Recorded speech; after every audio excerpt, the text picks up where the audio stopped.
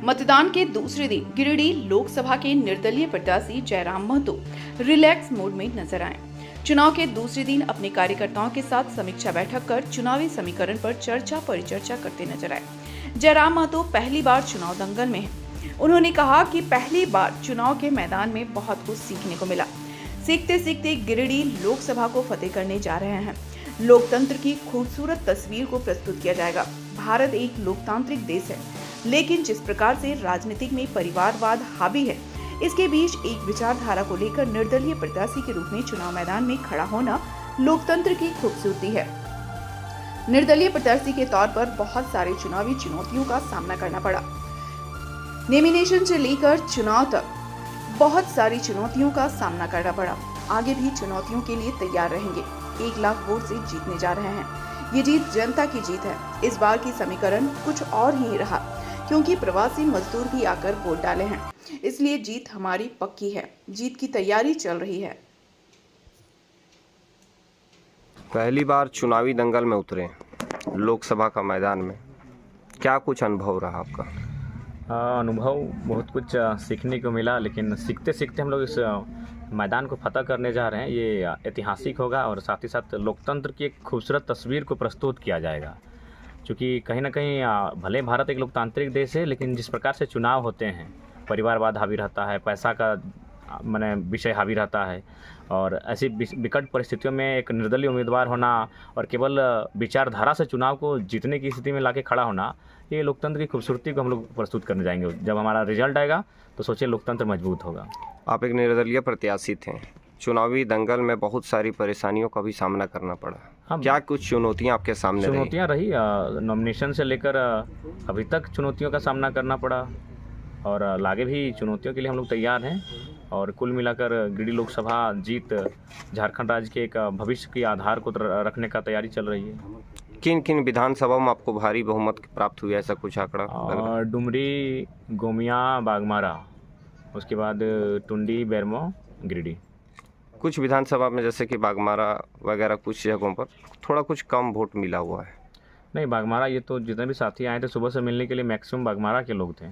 और देखिए, वोट कराए हैं तभी आके नज़र मिला सकते हैं। एक बात है, ऐसा नहीं हर पार्टी में भीतरघात होता है, लेकिन जो भीतरघात करते हैं वो आपका फ़ोन तक मतलब उनके, देखिए सर, हम लोग रिसर्च स्कॉलर हैं, चेहरे को पढ़ते हैं, आंखों को पढ़ते हैं, शारीरिक ढांचा को पढ़ते हैं। तो ये लोग सबसे ज़्यादा मिलने के लिए मुझे बागमारा के ही लोग आए हैं। तो हम बागमारा में आश्वस्त हैं कि हम लोग वहाँ बाकी जो 2 पार्टी हैं वो जितना भी वोट लाएंगे उससे 5 ही वोट ज़्यादा ही सही लेके आ रहे हैं। ग्रामीण क्षेत्रों में काफ़ी ज़्यादा मतदान हुआ। ग्रामीण क्षेत्र में मतदान हुआ, वही हम लोग का जीत का फैक्टर बनेगा। जैसे शहरी क्षेत्र में अगर 50-55 हुआ, तो ग्रामीण में लगभग 75 से 80 तक हुआ, कहीं कहीं 85 तक मतदान हुआ, और ओवरऑल लगभग 65 के आसपास हुआ। तो जो हम लोग का ग्रामीण क्षेत्र है, और ग्रामीण क्षेत्रों के कारण ही हम लोग इस चुनाव को जीतते हुए दिख रहे हैं। शहर में भी मतदान हुआ है, हमारे पक्ष में मतदान हुआ है, लेकिन कुल मिलाकर जो मैक्सिमम परसेंटेज रहा वो ग्रामीण का रहा। बाहर से कुछ प्रवासी मजदूर भी आए थे मतदान करने के लिए। देखिए, अनुमान तो नहीं लग पा रहा है, लेकिन सिर्फ हमारी इस पंचायत में, इस क्षेत्र में हमारे दादा बता रहे हैं कि 100 हैं। तो अगर एक पंचायत में और 2-3 बूथ में अगर 100 हैं, तो 2200 बूथ में कितने लोग होंगे? डुमरी में तो उससे ज़्यादा होगा, नावाडी प्रखंड में उससे ज़्यादा होंगे, और पीरटान में भी होंगे। तो कुल मिलाकर प्रवासी मजदूर अगर अनुमान भी माना जाए तो 50,000 के आसपास आए हैं। और वो 50,000 100%, उसमें एक भी गड़बड़ नहीं। 50,000 जो मत पड़े हैं वो मेरे पक्ष में पड़े हैं, और उनका परिवार है। अगर 50,000 आए हैं तो 50,000 की पत्नी भी होगी, मैक्सिमम विवाहित हैं, उनके परिवार होंगे, माता पिता होंगे। तो मेरा मानना है प्रवासी मजदूर इस चुनाव में फैक्ट डालेंगे गिरिडीह में, और उन्हीं की बदौलत हम लोग गिरिडीह लोकसभा चुनाव और बेहतर अंतर से जीतेंगे। जीत तो रहे थे, लेकिन प्रवासी मजदूरों ने और जान डालने का काम किया है। साइलेंट वोटर भी रहे हैं इस क्षेत्र में? निसंदेह साइलेंट वोटर रहे हैं, क्योंकि बहुत सारा, देखिए वोट का क्या है कि वोट का एक माहौल होता है कि नहीं, इस समुदाय का वोट उनको जाएगा, इस समुदाय का वोट उनको जाएगा। तो जो नए युवा हैं या फिर जो हमारी आइडियोलॉजी को समर्थन करते हैं, उन्हें थोड़ा सा दुविधा स्थिति उत्पन्न हो जाती है कि भाई मेरे पूरा गांव का माहौल ऐसा है, मेरे क्षेत्र का माहौल ऐसा है। तो साइलेंट वोट बहुत अच्छा पड़ा है। नहीं करने से भी हर एक बूथ में हम लोग का 20-25% जहाँ वोट नहीं होना चाहिए वहाँ साइलेंट वोट पड़ा है। हर एक जाति का समर्थन प्राप्त हुआ? हाँ, निसंदेह निसंदेह। देखिए, आज जब जाति की बात आखिर लोग कब तक करेंगे राजनीति में? वो जान रहे कि एक नया लड़का, उसका उदय हो रहा है और एक नई विचारधारा के साथ हो रहा है, और झारखंड के हित के लिए इसका उदय हो रहा है। तो सभी जाति, सभी तबकों ने आशीर्वाद देने का काम किया है।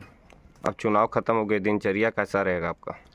अभी आज तो मतलब हम लोग समीक्षा लगातार कर रहे हैं कि किस क्षेत्र से क्या वोट रहा है, एक एक बूथ का हाल जानने का कार्य कर रहे हैं। जीत को लेकर हम लोग आश्वस्त हैं, लेकिन फिर भी जो माने संशय बना रहता है, उन संशयों को दूर करने के लिए लगातार हम लोग बैठ के कर रहे हैं। कल 2 दिवसीय हम लोग का संथाल परगना का दौरा है, क्योंकि संथाल परगना में हमारे कैंडिडेट हैं दुमका से, तो वहाँ जाएंगे। कोई में एक प्रवासी मजदूर की अभी मौत हुई है, क्या कुछ कहेंगे उस मामले को लेकर? हाँ, दुर्भाग्य है। इस तरह की खबरें लगातार प्रत्येक 10 दिन में 15 दिन में आती हैं, और कहीं ना कहीं बहुत दुख लगता है सुनकर कि हम लोग बस अपनी रोज़ी कमाने के लिए, जिस राज्य में 40% खनिज संपदा हो, उस राज्य के लोग प्रवास कर जाते हैं अपनी रोजी रोज़गार के लिए, और उनको रोजी रोटी के अलावा मौत भी नसीब होता है। तो काफ़ी दुर्भाग्य और गमगीन स्थिति होता है। हम तो सबसे पहले शोक संवेदना प्रकट करते हैं और मैंने प्रार्थना करते हैं कि उस परिवार को ढांढस मिले, शक्ति मिले, और हम लोग उस परिवार के साथ खड़े रहेंगे। जितना संभव हो सके हम लोग डट के खड़े रहेंगे। गिरिडीह की जनता को क्या कुछ संदेश देना चाहते हैं? गिरिडीह की जनता को यही संदेश देंगे कि आपने जो जन जागरूकता मत के प्रति दिखाई, अपने मत अधिकार के प्रति दिखाई है, वो काबिल तारीफ़ है। और आपने जिस उम्मीद और आशा के साथ मतदान केंद्र पर जाकर हमारे पक्ष में अपने मताधिकार का उपयोग किया है, उसके लिए हम लोग आपका जो विश्वास जताने का कार्य किया है, उस पर खरा उतरने के लिए एड़ी चोटी एक करेंगे। जीत का अंतर क्या हो सकता है इस बार? 1 लाख। 1 लाख। जीत की तैयारी शुरू कर दी हैं? हाँ, लगभग जीत की तैयारी है। हम लोग जीत का लगभग मान ही चुके हैं और जीत की स्थिति में भी हैं, बस औपचारिक घोषणा बाकी है।